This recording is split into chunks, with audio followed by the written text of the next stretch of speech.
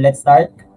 Yung about sa pag-uusapan natin ngayon is design once, apply everywhere, learn basic branding, and brand board inside. Powered by high level. Ano nga ba matututunan natin dito sa sa topic na to? What brand identity really is in simple way and practical way. Yan. Then how to build your brand board inside AHA, how to apply it to funnels like yung ginawa ni Idol V, pages and emails, etc. Then how to save time and stay consistent as you scale. Alright? Then para kanino itong topic natin ngayon?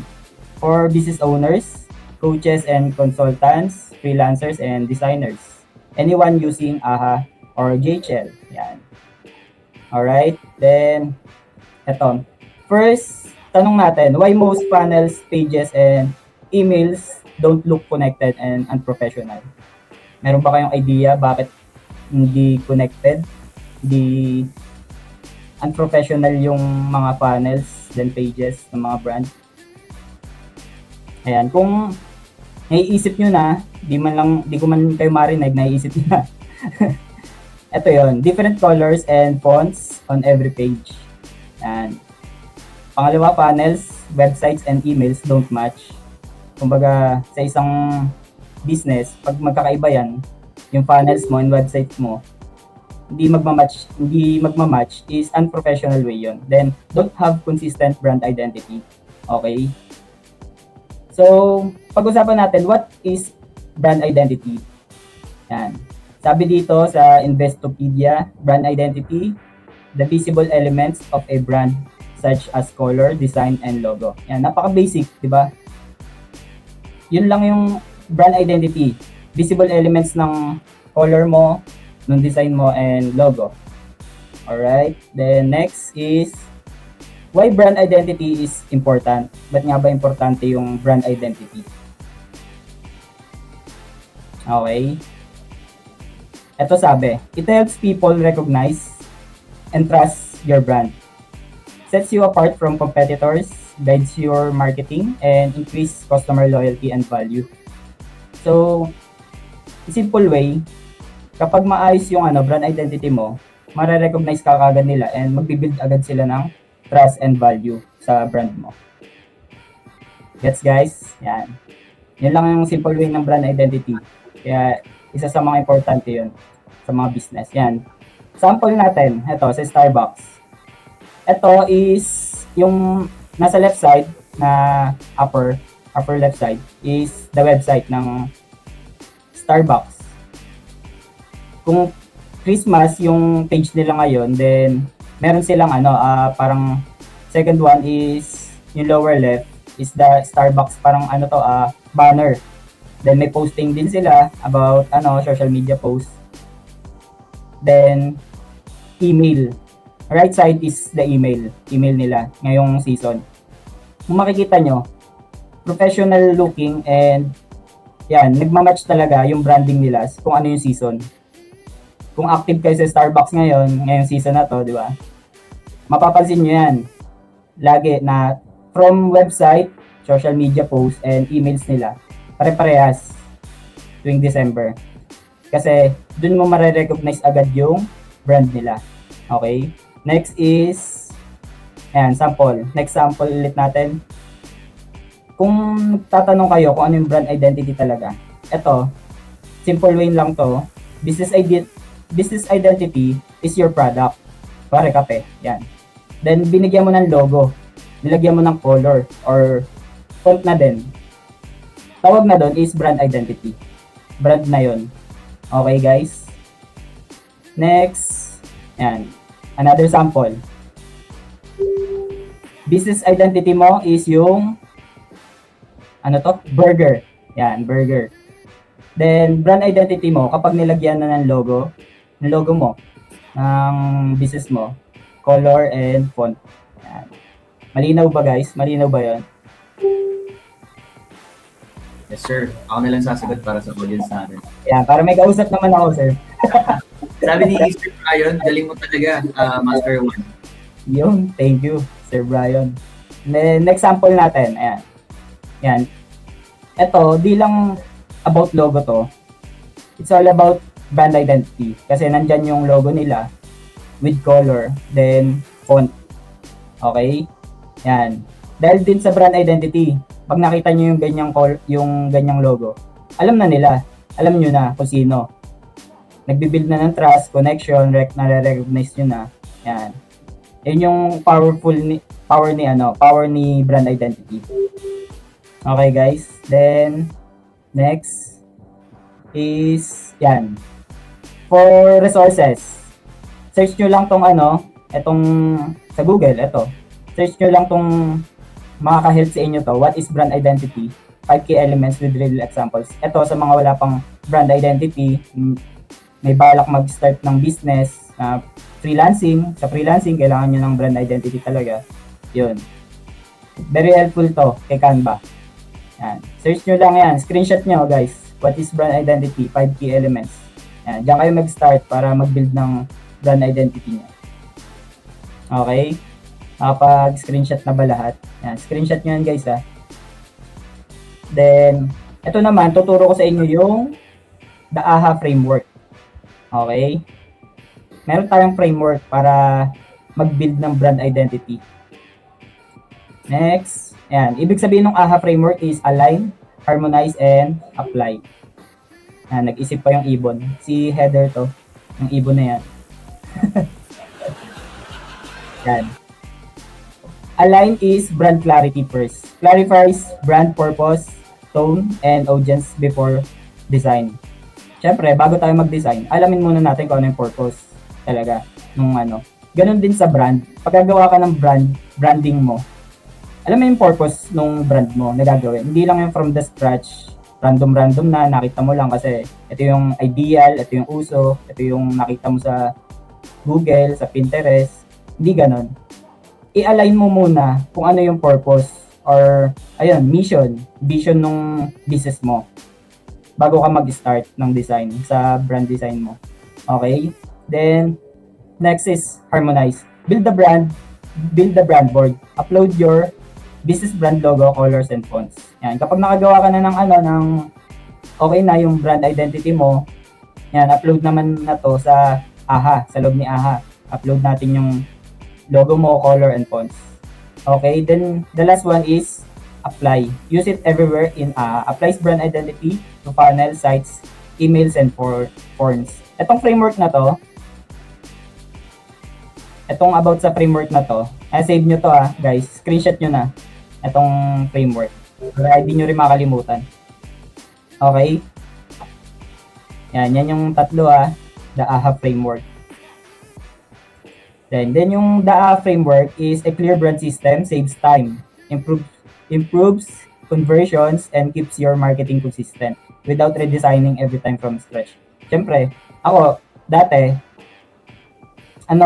lagi akong from the scratch lagi nagde-design. Then may mga masterclass akong napuntahan. Then tama naman pala, di man mo kailangan from the scratch lagi. Kailangan, lalo na kung mag-work ka sa business, sa ibang company or may client ka na company, lagi mag-start yon sa brand system or sa branding nila.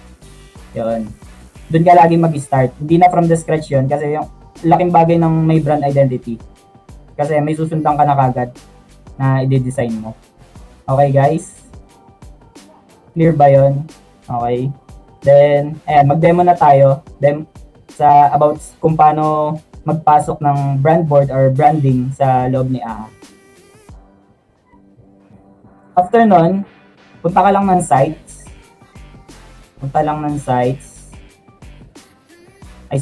Sa marketing, pupunta muna tayo sa brand board. Marketing, then, napin nyo lang dito sa taas, sa upper. Meron dyan, sa bandang dulo, katabi ng ad manager, brand boards. Okay? Eto, brand boards. Click natin yung brand boards, then, add design kit. Add design tayo, then, may pagpipilian na kayo dito, mga basic brand identity. Then, muna tayo? Start from the blank. Continue lang. Okay. Yan yung itsura nung kapag mag-start tayo ng ng brand board. Then, palitan lang natin yung name para gawan natin ng brand board si AHA University. Then, upload lang natin yung first logo. Pwede nyo yung sundan to. Kuwari, pa-portrait or tawag dito, basta yung pahiga na logo or portrait. Yan. Load, upload natin muna itong isa. Yan, andyan na yung logo nyong isa. First logo. Then, kung may logo na pahiga, pwede nyo din i-upload yun. Different logo. Ito naman sa akin yung white ni University. Okay guys, nakakasunod. Then, punta naman tayo sa colors. Sa color naman, pwede nyo naman click lang dito, katabi ng logos, dito sa icon na upper left. Ayan, colors. Then, ayan. Add, pwede kayo mag-add. Okay, kung ilang color yung nasa brand identity. Then, click nyo lang to. Copy ko lang yung hex code ni AHA. Yung kaganda pag may brand identity ka, hindi ka na from the scratch na pipili-pili pa dito. Copy mo lang hex code, then ayan, paste lang. Okay, then lagay natin yung red. AHA red. Okay, then white. Sa white naman, copy paste lang din natin. May different white kasi si AHA guys. Ayan, white. AHA white. Then, next naman is yung blue ni AHA. Ayan. Copy paste ulit. Yan. AHA blue. Okay? Okay na tayo sa colors, guys. Then, typography naman or yung fonts mo. Makikita nyo dito yan, yung pinaka-visual ng brand board nyo. Next, typography. Yan, gagamit tayo nung pare na lang gawin natin is Poppins, then add na lang ng isa for secondary font. Yan, Open Sans. Okay na. Ito yung makikita nyo sa visual ni brand board. Sakaling okay na. Yan. Then, save board lang guys. Yan. Pag na-save nyo na, back lang natin. Then, makikita nyo default. Pag wala pa kayong gawa, naka-automatic default yan. Okay guys, then try naman natin i-apply sa funnels na. Yan, start with the funnels. Punta ka lang ng sites ni AHA. Funnels, then ngayon pala guys, merong bagong feature si AHA, yung build with AI. Yan, try natin to mamaya. Or ito naman yung classic na new funnel. Pag pinindot mo yung view funnel, yan, meron kang pagpipilian from blank. Ito yung bago, Funnel AI, or from templates. May mga templates na dyan na ready build. Kung curious kayo kung ano yung Funnel AI, ito, i-try natin yung bagong features ni AHA. Continue lang natin.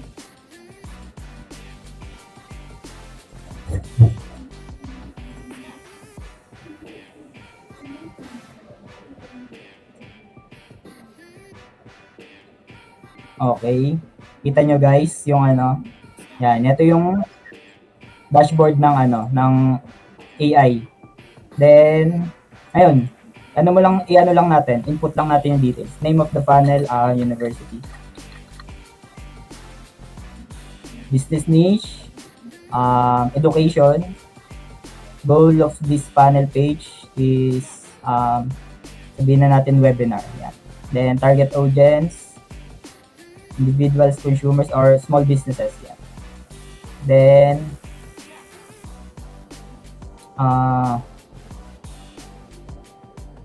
course, training. Okay guys, ganyan lang kadali. Kung sakaling wala kayong prompt. Pwede din sakaling mag-prompt, guys. Dito, ayan. Kung gagamit kayo ng ChatGPT, then papagawa nyo sa kanya yung prompt na gusto nyong funnels. Pwede yan. I-paste nyo lang dito. Then, ito, magpapa-assist lang muna tayo kasi wala tayong prompt na ready. Okay guys, then generate nyo lang. Yan. Hintayin lang natin siguro mga 2-3 minutes.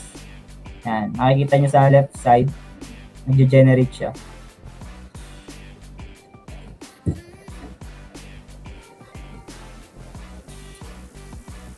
Kamusta naman kayo guys habang hinihintay natin to? May 500 pesos na ba kayong pang Noche Buena? Wala po, sir. De, may mga tayo ngayon network or internet provider outages eh. So basically, yung mga viewers natin, sana mostly naghahanap ng mga career online, no? So basically, sa expectation ng mga clients din natin, syempre, marami tayong backup pagka may internet outages. So para mga tips and lang, di ba? Tama ba, sir? Ganun din sa inyo. Kailangan meron kang backup na internet. Yes, So sir. ayun guys, okay na to. Tumunog na si AHA. Yan. Ito yung gawa niya ni AHA. Yan. Napaka-basic lang pero di ka na from the scratch gagawa. Siyempre, apply natin yung branding natin. Yan. Dito sa hero section, X na natin to. Yan. Para makita natin ng full Yan, gaya ng ginawa ni B, magde-design ka. Then, ano mo makikita yung brand board? Click mo lang tong, papalitan natin tong background ng red. Yan. Click mo lang yung green, yung may green na na yan. Yan ang i-click natin. Then, background color. Yan, makikita nyo sa brand colors, ito yung in-upload natin na sa brand board. Yan. Kung sakaling wala kang brand board, di mo to makikita. Itong brand colors na to. Ito lang, yung default colors. Okay guys. Yan. Choose lang natin yung red. Then, palitan natin, for example, ito. Itong white. Ganun din, background color or text color, palitan natin. Ayan. Nandito na rin agad. Ayan. Napaka-simple lang, white. Ayan. Para mabilis ang buhay natin. Di mapabilis para mabilis lang yung ginagawa natin. Ba't mo pinalakpakan? Ayan. Practice. Ganyan kasimple. Ayan. Diba? Ganyan lang kasimple. Then, mag-add tayo ng logo. Ayan. Add tayo ng logo ni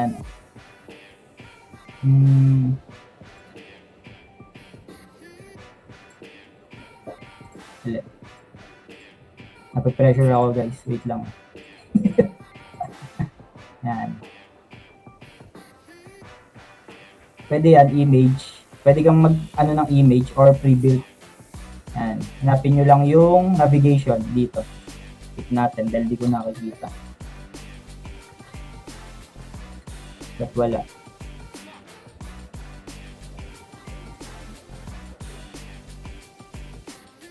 Papaya pa tao guys. Hindi, sige. Ito na lang. Image, then yan. Pwede yan dito sa logo. Yan. Kung ano in-upload nyo na logo kanina, nandito na rin yun sa parang media storage ni Yan.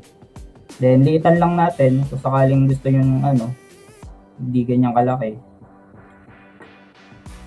Yan. Then, style lang. Di na ako magde-design guys ng ng sobrang Dahil na to ni EV. Yan.